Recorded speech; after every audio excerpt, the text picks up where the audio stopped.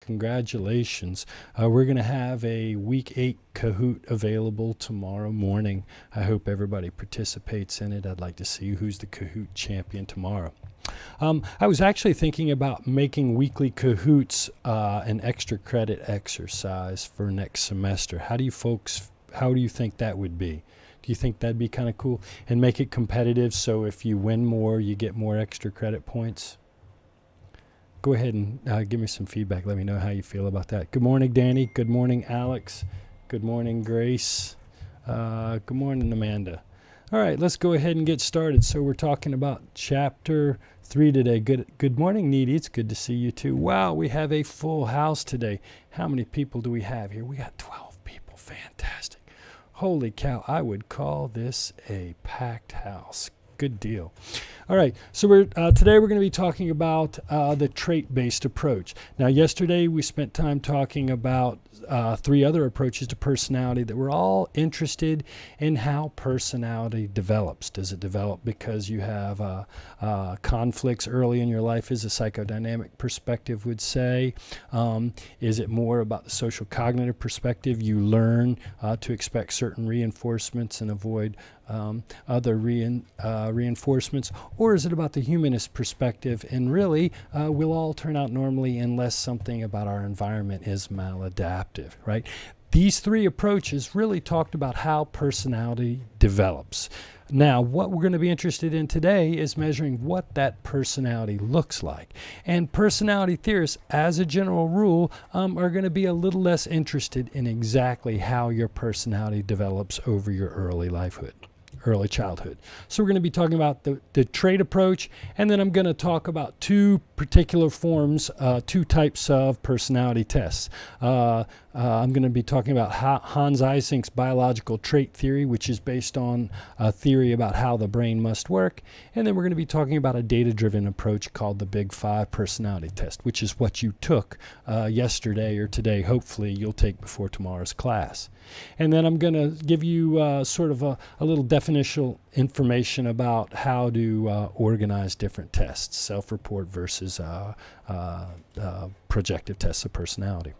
So let's go ahead and get started. So the trait approach simply asks the question, what exactly does personality look like? And probably one of the oldest approaches was pioneered by this fellow named Gordon Allport. And the trait approach sort of asks these questions. What sort of traits are universal? So how is everyone like you? Right? And then we have sort of what you might call trait groupings, extroverts versus introverts. And we might ask the question, how are some people like you? And then the trait approach also asks that question, how is nobody like you? So what makes you completely an individual? So you can think about the personality the trait approach is asking, what kinds of traits do we need to describe everybody? What are the major categories that differentiate groups of people? And can we find a way to identify you and differentiate you from everybody else in the world? So Gordon Allport was the father of the trait approach. And, he actually went in and looked at the dictionary. Because if you think about it, where else can you find definitional items about personality? In the dictionary. It turns out there's thousands of words that can be used in the dictionary to describe personality. For example, some of you might be persnickety. Anybody in here persnickety? Or are you lugubrious? Right? There are lots of different ways that we can describe personality traits. And what Gordon Allport, he sort of differentiated traits into 3 broad categories. He argued that really what we think of, for most people, personality traits are what we would call central traits. And these are what your personality tests measure now. And these are sort of general traits that we all have to some degree. You might be a little bit extroverted. I might be a little bit introverted. And these sort of traits sort of color everything we do, right? And so I do everything in an extroverted or an introverted manner. Everything in a neurotic or a non-neurotic manner. And he argued that you can think of that as forming sort of the majority of your personality. Now, some people, on the other hand, have distinctive qualities that not everybody has, which really make them different and unique from all other people. Not everybody has a cardinal trait, but some of us. You might be a person that's driven by social justice, and everything you do is colored by social justice and your desire to right the wrongs of the world, right? Or maybe if you're an amazing athlete, you know what? Everything you do may revolve around that athletic trait of yours. And we would call these cardinal traits. And Gordon Allport thought that not everybody has these sort of cardinal traits. They are what differentiate some people and make them unique and different from all of us. And then he argued that there are a lot of traits that what we might call peripheral traits. You may have a subset of peripheral traits. I may have another subset of peripheral traits. And these traits only come out in certain situations. So maybe I'm an honest, ethical guy, but it turns out I cheat at Monopoly. That's sort of that one little unique thing about Chris. And so we can think of those as peripheral traits. So he thought that we ought to organize the study of personality traits into these things called central traits and cardinal traits and peripheral traits to sort of understand how traits fit together. Now, it turns out that there are some central traits, which we all have to a certain degree, that are very impactful on people's perceptions of us. Remember, we talked about attributions and person perception in Chapter 12. Nifty study done by Allport and his colleagues looking at the impact of the central trait cold versus warm. And so they would actually give people, they did this really cool experiment where they went into a classroom and gave students a little handout telling them about a substitute teacher that was coming in. Everybody got the same description, except some people in the description, the word cold was included, and in the other description, the word warm was included. Same description, same general positive description, but Dr. Smith was described as either being cold and intelligent or warm and intelligent. They then had people evaluate Dr. Smith's performance, and it turned out that that one central trait seemed to color people's whole perceptions of a person. So this is sort of an interesting demonstration of how some traits seem to be very important in the person perception process. Any questions so far? Now, here's the thing. When you're making a personality trait, you can really kind of go two ways. You can either say, you can focus, you can develop an idea of what personality should look like, and then develop a test to measure what that personality looks like. Or, on the other hand, you can just ask a bunch of questions and sort of discover what personality looks like after finding out how people self-describe themselves, right? So, two ways to develop a personality test. You can sit down and say, I know what personality is, and you could develop a test to measure that theory of personality. That's a theory-driven test. Or, like the Big Five, you can just ask tons and tons of questions, and you can look at the patterns of responses and sort of figure out what personality must look like. That's the data-driven approach, right? So what we're going to talk about today is one theory-driven personality test and then one data-driven personality test to sort of give you a feel for how these theories are developed. Right, so the one that your book's going to talk about is Hans Eysenk's biological trait theories, right? And his research was based on early research into temperament. And temperament's sort of it's your immature personality style that you're born with, okay? So full personality takes your frontal lobes, your temporal lobes, working together with your amygdala to have self-perceptions, to have the full range of emotional experience. That's what we call personality. And the question's often been, to what degree are infants born with a personality? And really, they sort of have two broad orientations, if you will, that aren't real personalities, so we call them temperaments. And so some children are more exploratory and outward seeking than others, and you can see this even in infant babies, how interested they are in new sensations and new objects. And then babies differ on how easy it is for them to calm down when they get upset, their irritability. All right.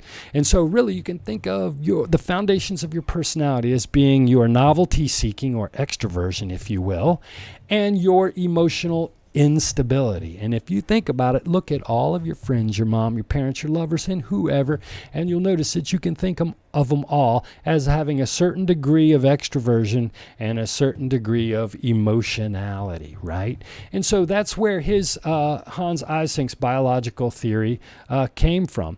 And what he argued was that you could actually trace these particular personality styles to this structure we'll call the reticular activating system, which is your system for novelty seeking, and with your amygdala, which is your emotional system. So he actually developed a theory based upon the biological functioning of the brain. Now, we actually didn't talk about the reticular activating system in this class. Typically, they don't bring that subject up in an introductory psych class, but that's this set of neurons in your brainstem that travels up from your brainstem to your thalamus and is responsible for startle and attention responses. And so this is sort of, if you will, a novelty-seeking circuit in your brain. And then we've talked a great deal about the link between your amygdala, your frontal, and your temporal lobes as creating an emotional system. And so his theory was based on the idea that if you wanted to measure people's personality, you needed to develop a test that measured the behavioral manifestations of these two biological systems. And so his biological trait theory developed the first test of personality. And you see here we've got a little circle with the 2 dimensions showing you then in a sense how we can organize people's personality. So some people are extroverted and emotionally unstable. You might call them aggressive, excitable, restless, or impulsive, right? Some people are extroverted but very stable in their emotional style. You might call them sociable or easygoing or carefree people, right? Now, some people are introverted and emotionally unstable, anxious, moody, reserved, pessimistic, right? Does that sound familiar? And then some people are both introverted and emotionally stable. And you could think of them as reliable, passive, or being peaceful person. So in a sense, his test is designed to measure these 2 orientations of personality. Now, Erica brought up a very good challenge to a point I was making yesterday about Carl Rogers suggesting that if left to our own devices, we'll all develop naturally and we should be accepted for our preferences and desires. And she pointed out, hey, what about pedophilia? And, you know, is that an acceptable impulse? Should people be allowed to follow that impulse? And I would argue that that was a hole. That's a hole in Carl Rogers' theory, Erica. And I'm going to follow up on that point by talking about a hole in Hans Eysenk's theory. Now, he came up with this theory based upon neurological systems, and it measures 2 dimensions of personality. But people rightly pointed out that there are a lot of people who do horrible, evil, psychotic things. Where exactly are they represented on this particular model? And in his early model and test, he didn't have any way to represent people with psychological disorders, people with impulse control. Remember your hypothalamus, and this you have a little reward pathway that's mediated by dopamine that is responsible for your impulse control. This theory didn't include psychoticism, so he developed a third personality dimension and set of items to measure what might be called psychoticism or constraint, right? And a person high in psychoticism or low in restraint would be the kind of person that would follow their impulsive behaviors to bad ends. And then on the other hand, you might think of some people being especially restrained and low in psychoticism. So what I want you to see here is that one way to develop a test is to build a theory and then develop test items that measure that theory. And there are a lot of tests that do that. In fact, next week when we take personality disorder tests, These tests are going to be based on theories about what certain psychological disorders entail. They're going to ask you questions, and if you answer the questions a certain way, they're going to give you the label of having this psychological disorder or that psychological disorder. So does it make sense how one way to develop a test is to start with a theory? And there are limitations with that. If your theory's wrong or your theory's limited, then your test becomes limited. Now, we're going to contrast that with what we might call a data-driven approach. Another way we can do personality testing is I can let you, the people, tell me what the best way to measure personality is. So one way we could do this is we could give you all of the different adjectives that there are to describe personality. I could have each and every person check boxes. They did this called the adjective checklist. It's a personality test. I could have you check all the different personality styles that represent you. And then I could use a statistical analysis to find out which groups of items people usually choose together. And this cluster analysis will allow me to sort of make guesses about what these cluster of items represent. So, on one hand, if you tell me that you like parties, that you like talking, and you hate being alone, right? Those three situations, how are they similar? They all relate to, if you will, extroversion. On the other hand, I could ask you how often you get mad, who you get mad at. Is it easy for you not to stay mad? And I might find that people who score high on one of those items score high on all of those items. And so you can use cluster items to begin figuring out what sort of categories these individual personality traits are. Right? And so the statistical technique that is used to do this is called factor analysis or cluster analysis. And what you do is you give somebody 100 questions, have them answer it, and give those 100 questions to 100 people. And then you use cluster analysis to find out what the big clusters of personality styles are. Now, a statistical technique is a probabilistic thing, so it doesn't come with a clear set answer. Some people think that there should be only 3 personality traits. Some people think there should be 9 personality traits. The Big 5 approach used statistical analysis to say that when you ask people to describe their personality, they usually describe them in 5 broad clusters. And those 5 broad clusters are presented here below. And when each of you took your test, your Big 5 test yesterday, you were asked questions that related to each of these categories. So there were 120 questions. So I guess, what is it? 25, I forget how many questions. 1, 2, 3, 4, 5. 120 divided by 5. Help me out. 24 questions. 24 questions. Okay, per item, right? And so basically the Big 5 suggests that if you want to think about people's personality is an ocean. To all degree, we have some sort of openness to experience that's open to our own emotional functioning, as well as open to new ideas, art, and other sort of imaginary type activities. If you're a daydreamer, if you love to paint, if you cry at movies, you may score high in openness to experience. Conscientiousness is a self-control and a self-efficacy. So how confident do you feel at controlling yourself and your impulses to do what you need to do?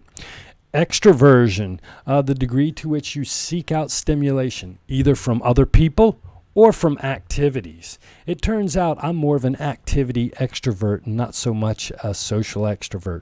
I don't like big parties that much, but I do love riding around and dancing and doing active kinds of things. Agreeableness is the degree to which you will give up your opinion in order to maintain a social relationship. Some of you go with the flow just because you don't want to hurt some people's feelings. You're high in agreeableness. On the other hand, I feel like it's my duty to argue with people. That makes me low in agreeableness, right? And then neuroticism is the degree to which you experience 2 negative emotions, anger and anxiety. I'm an angry neurotic, not so much an anxious neurotic. Right? So these are the 5 dimensions. Now, when you took the personality test, what I wanted you to notice from that test is you have these 5 main categories, and then you have sub-traits listed under them. Now, the deal with the big 5 is it groups personality into these 5 big categories. And that's usually a good way to think about people. It's better to simplify the information. If I rated you on 40 traits and rated me on 40 traits, it would be hard for you to really evaluate the difference between us. So we boil the personality traits into 5 broad categories, and that makes it easier to understand people. If you think about it, with Ising's first model, there were only 4 basic personality types, right? Introverted and emotional, extroverted and emotional, introverted and not emotional, extroverted and not emotional. That's 4 categories. This gives you an opportunity to score high or low in 5 categories. The numbers you were given represented where you fall in the population. If you received a 50, that meant you were kind of average for that personality trait. If you were higher than 50, that meant you were above average on that personality trait. If you were below that number, you were low on that particular trait. My mom took this when she was alive, and she scored 99 on neuroticism. She's the most anxious person I ever knew. In fact, while she was taking the test, she kept asking me if she was failing the test. I thought it was hilarious. I was like, Mom, you can't fail a personality test. She's like, oh, yeah, okay, right. She'd answer a couple more questions, and she'd ask me again, am I failing this test? Mom, you can't fail a test. Right? And so one of the things, if you look at your numbers on your personality test in each dimension and they are all high or all low, then it would be appropriate for you to evaluate yourself as being high on that trait or low on that trait. So for me, all of my openness to experience scores are above 50, and my final score is 79. So I would say, in general, I'm a very open to experience person. On the other hand, when you look at my extroversion, some of my extroversions are above 50 and some of them are below 50. So it would not be appropriate to evaluate me by saying I'm an extroverted or an introverted person. At that point, the most accurate way to describe me would be to break it down into the sub-traits. And what you can see from the pattern of responses is that I'm an activity extrovert, but not a social extrovert. Look at your extroversion. Are you a social introvert or social extrovert, or are you an activity introvert or activity extrovert, right? Are you a couch potato, a bicycle rider, or are you a lonely person or a party starter, right? And so you can look at each of your traits, and if all of the items are on the same side of 50, you can interpret yourself in that larger trait. Otherwise, you might want to have a more complex description of who you are. But the deal here is the data tell us what the personality traits should be. And in the Big 5, they did exploratory and confirmatory factor analysis to find out which 5 personality traits should be used. This is a data-driven approach. Now, and you know what? With this data-driven approach, I do want to talk quickly about biology and personality. As soon as they developed tests that reliably measured personality, just like when they developed tests that reliably measured IQ, people wanted to find out how much of your personality is inborn and how much is due to your environment. And you know what? The behavioral research would say that biology is the most important part of determining your personality. So if you're an introverted person and shy, you can't really blame it on your parents. It's not their fault. If you're a rude person, can't really blame it on your parents. It was in you all the time. So the research suggests that identical twins who have more genetic similarity are more similar than fraternal twins on Big 5 traits. And adoption studies show that non-genetically related siblings that share the same environment do not have correlations or concordance on their personality scores. Now, something that's actually kind of interesting with regard to the twin studies, it turns out that identical twins raised apart are more similar to one another than identical twins who are raised in the same house.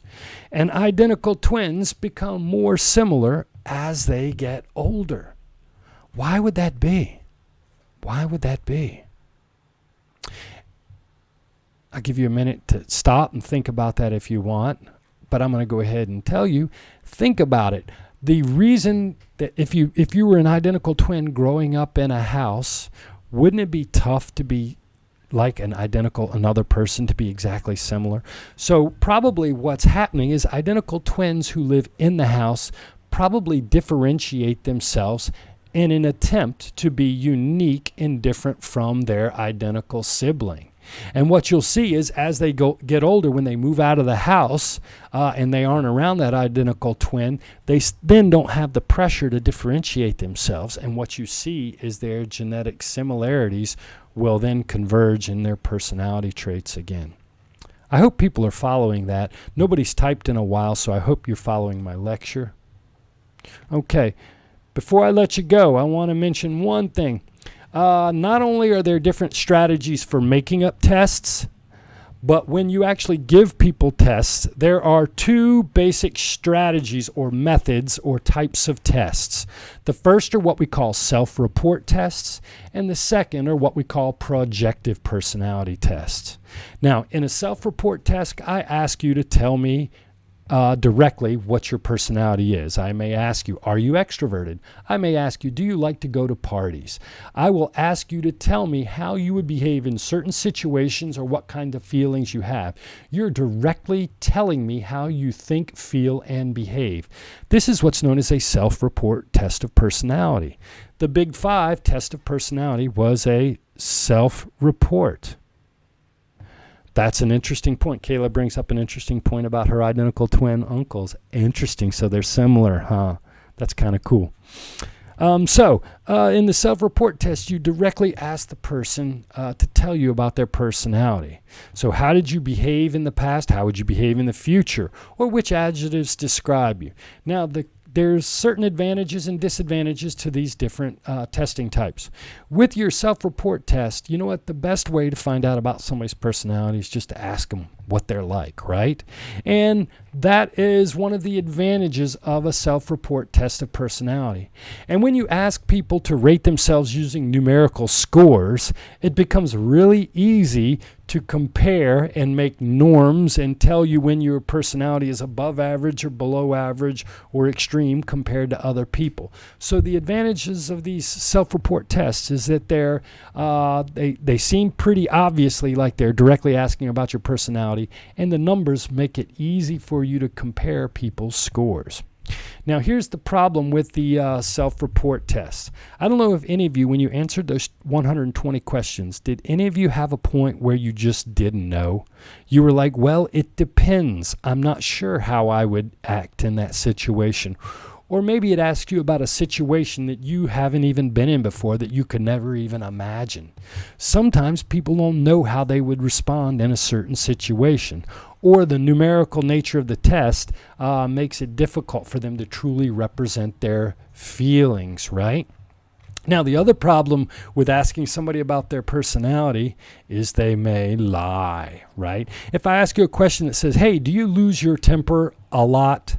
You might say, wow, I know the right answer is no, right? So you'd say, no, I don't lose my temper, even though you really do.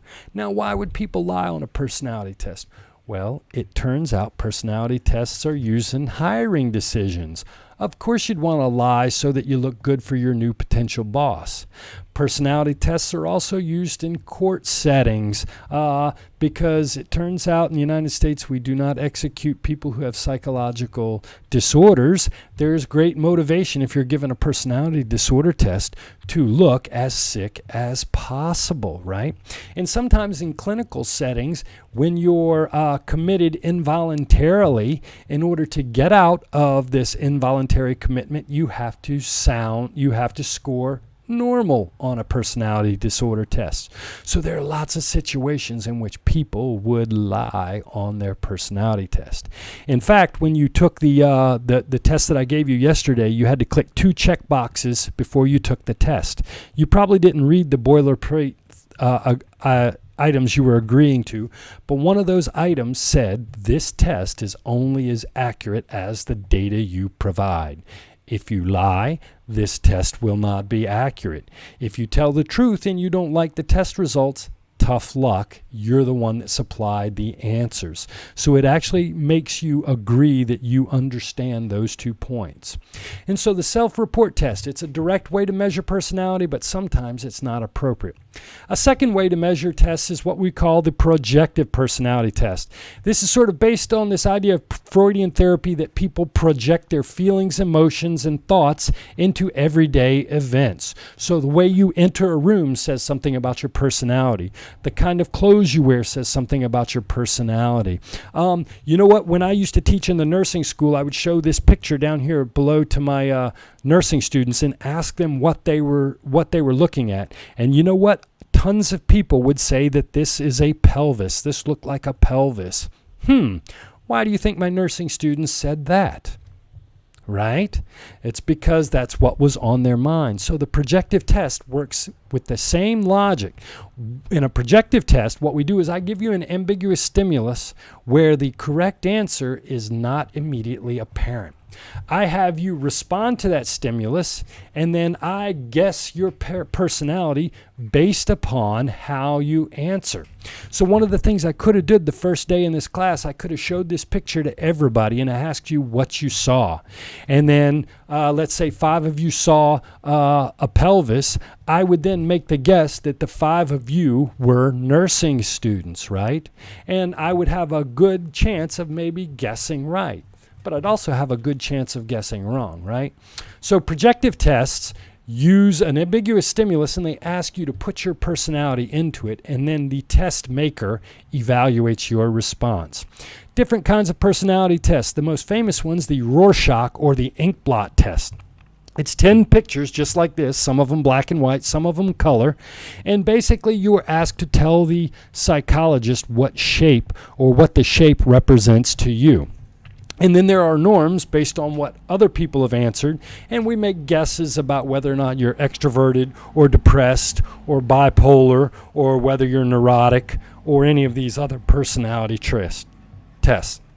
Now, tomorrow in our 10 a.m. class, I'm actually going to have you take a thematic apperception test, a TAT test. And a TAT test is the same thing, except you're given a picture, usually an ambiguous scene. Tomorrow it will be 2 women in a science lab, and you'll be asked to write a paragraph telling a story about what you see. And then I'm going to help judge your extroversion, your sociability, your intellect, and your achievement orientation based upon what kind of story you write. Now, the advantage of the projective test is they're harder to fool because there is no right answer. And you know what? Since I allow you to tell me what's on your mind, you're not really constrained by having to use a 5-point scale item that goes from not usually to most of the time, right? The only problem with these tests is when 2 doctors see the same person's results, the description, a lot of times they don't agree on that person's personality. And that's a problem because if 2 doctors are trying to measure the same person and they can't come to the same personality evaluation based on the tool, then the tool may have a reliability or validity problem. Okay, any questions? So tomorrow, I hope that when you get to class, you have taken your Big 5 personality test, and we're going to find out who's extroverted, who's neurotic, and who's compulsive like me. Are any of you paranoid like me? We'll talk about that too. And then we're actually going to take the projective personality test, and I'm going to have you tell me which of these tests you think provides a more accurate evaluation of who you are as a person. Yes, they are definitely more likely to draw subjective results. Now, this fellow named Philip Exner wrote a book. It's the Exner system, where he provides norms and guides that supposedly allow psychologists to accurately evaluate people's scores on the Rorschach personality test. But really, it's still hard for psychologists to agree about a diagnosis using the Rorschach personality test. Now, this does not mean that it's not currently used a lot. It's crazy. Even though these tests, a lot of people question their validity, psychologists still use projective personality tests all the time. I actually saw a psychological evaluation for an 11-year-old girl who was being considered for a learning disorder, and she was given probably 30 different personality tests, and probably 8 of those tests were projective personality tests. So they're still quite popular, even though they may not be reliable or valid. I would stick with the self-report tests of personality. Now, the trait perspective looks to develop methods of measuring personality. As a general rule, they don't care how personality develops, although some theory-based tests will kind of try to tie their personality styles to some sort of theoretical factor, some sort of theoretical explanation in the brain. And one of those examples might be Eysenck's biological trait theory, which is based upon 2 neurological systems in our brain, one for exploratory behavior and one for emotional stability. Right? Now, other tests use statistical methods to sort of figure out what personality looks like based upon the data. In one super popular form, I can't express to you how popular it is the Big 5 personality test that measures people's personality as being a product of 5 groupings of personality. Right? And then I want you to be familiar with the difference in different advantages and disadvantages of self-report and projective tests of personality. So, does anybody have any questions so far? I think that's really all I had to say. It's been great seeing you. I hope to see everybody in lab class tomorrow morning at 10 a.m. Remember, we will not be having class at 1 p.m. and the Kahoot will be ready to go tomorrow morning at 9 a.m. If you don't have any questions, I'm going to say goodbye, and I will see you tomorrow in class.